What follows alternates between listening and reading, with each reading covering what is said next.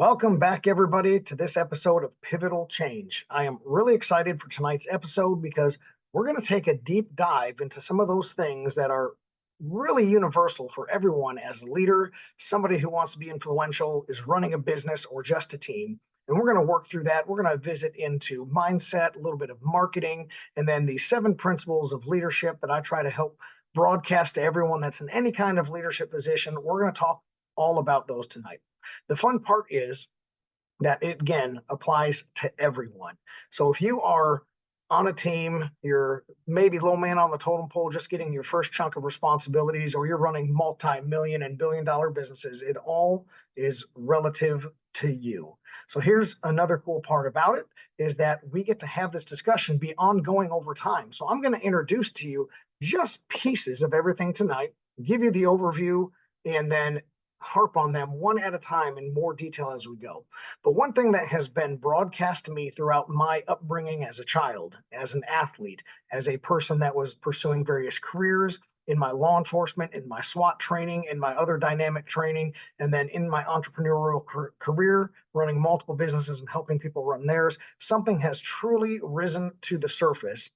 The most successful people in all of those categories aren't just the most talented. They aren't just the most charismatic or the most intelligent. There's something about all of them that we can relate to is they have a mindset. They have an attitude that is different than most others of their contemporaries that do not pass snuff, that do not make the success, that do not figure things out and have to revert back to something different. So I have a system that I help people put in place called the 5 M's. And the first and foremost, in order, on purpose, in the first slot is mindset. There's some great comments out there that you can learn and get some quotes and interviews from famous coaches, famous athletes, famous businessmen. And there's so much you can just Google, YouTube, wherever it is to find out more about mindset. But I'm going to give you just another 10 or 12 minutes here about my take on mindset and how it applies most specifically to you in your business world, in your relationships, in your network, and ultimately your life.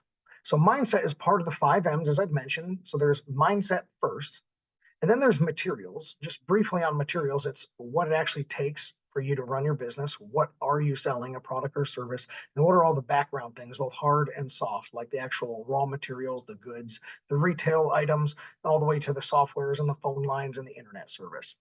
And then the personnel. What are the materials it takes for you to run your business? The third M is a really good one because it's methodology. And this is a place that I find when consulting people that things really break down. Stuff gets done, you get A to B somehow, but it's not organized, it's not tracked, it's not consistent, it's not universal. And so we work a lot on methodology. How are you going to make the sale? How are you going to make the product? How are you going to deliver the product? How are you going to get the recurring customer? How are you going to track, follow up, ship? Whatever it is, there is a methodology or a trick or a tactic to everything. The next one is really important. One of my favorites, even though it's not in the first spot, but that is mentorship. And mentorship happens 3 ways. It happens internally first. You got to look at yourself first and mentor yourself, become wise, become intelligent, become skilled, become capable. After mentorship, you need to mentor others to grow them up to be like you and capable like you so they can eventually replace you and you can become a better future version of yourself as a leader. After the mentorship, we continue into things like mentoring your clients, mentoring your third-party relationships and your potential customers. And the last one is measured growth.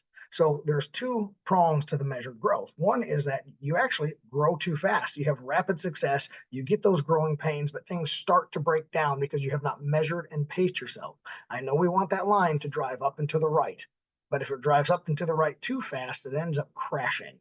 And the other part of measured growth is that you want to make sure that your people are growing and that you're forcing yourself to grow and expand and become either more diverse or more specialized or just more dominant in your industry. So let's circle on back to mindset. Mindset is the most important because what you need to realize is that in any business or in any conversation, you're ultimately not selling a product. You're not even selling yourself or an idea to a team or a process. What you're really selling to be the most successful is you're selling value. Why is what you are bringing up, mentioning, working on selling, why is that valuable to the person that you are targeting for this conversation? So in order to do that, you have to realize that you are valuable. You possess something that is a resource that you cannot get back, and that is time. And you need to have the mindset that my time is valuable. I am valuable. I provide a skill, a product, or a consultation, whatever it is, that maybe nobody else can do, not exactly like me. There's only one of you. You are unique, you are valuable, and so is your time. So if we have the mindset of now delivering value, price is almost never an issue. I want you to hear that again. If you can get the perceived value across, price is almost never an issue. So I want you to think about that. What are two or three things that you should be doing every day to demonstrate and produce at your highest value? If you are not doing those two or three high value things 60, 70, 80% of your time that you're actually working, you're really diminishing your own value. And I really hate that for a lot of people. We get caught in administrative stuff, follow ups, little gritty tasks. We get into the common trap that happens to everybody is that we are supposed to work on what is important, what is the priority for as long as we can until the urgent gets in the way. Well, what I see is that the urgent is almost always in the way. So the prioritizing, the mindset of having value, your time needs to be spent a specific way in a specific capacity at a highest billable service. That's what we need to check ourselves into our value. So I'm going to challenge you while watching this episode. If you've watched previous episodes, I want this to be more of an interaction, not just between me and the guests, but me and you in your living room or at your desk. I want you to be able to take notes and write things down. So I want to challenge you. What are those two or three things that you should be working on every day to achieve your highest value, your best use? And I want you to write that down, take notes, and then I want you to go examine your schedule and your calendar 1, 2, 3 weeks out and see how much time do I really have allotted, blacked out to make sure I'm working on my highest value. The next thing is you need to see that you can actually bill for value.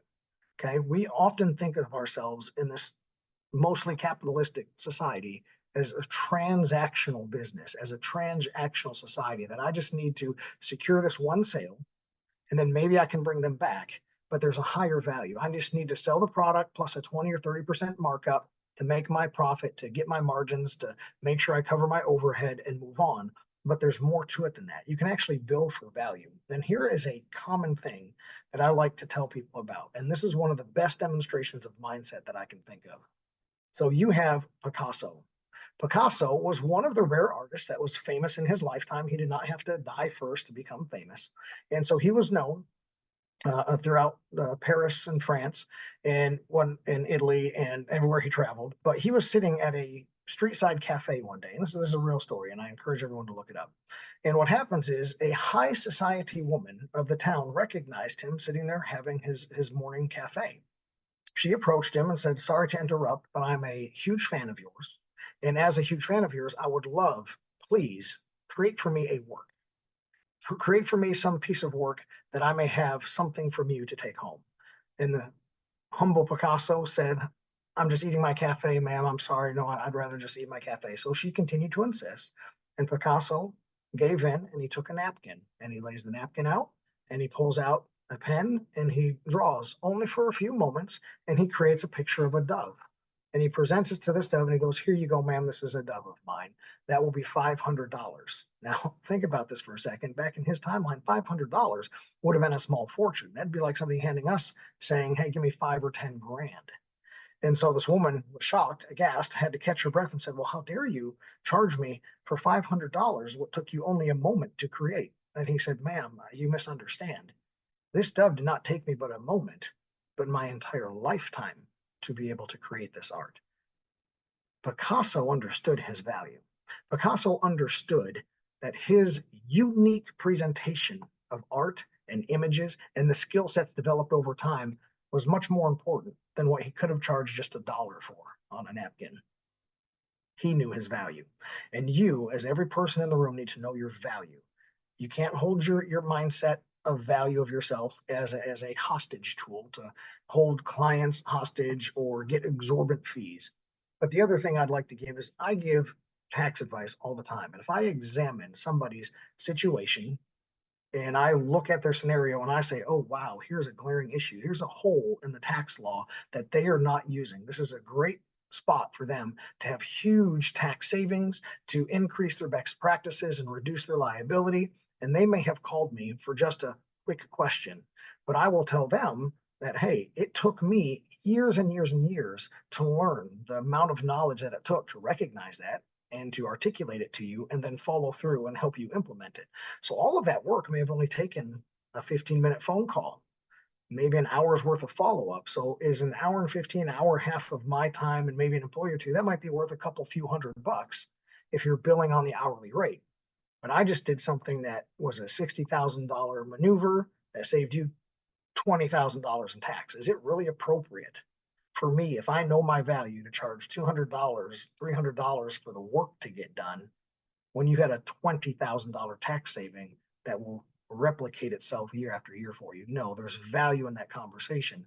And there's value in the mindset that I can do something that your other accountant wasn't doing, your other consultant wasn't doing. And you can do the same thing in your field. So I want you to recognize your value and start getting your materials based around your mindset of value, getting your methodology based around your mindset of value. Your mentorship programs and your growth programs, your measured growth programs, all need to be based around value.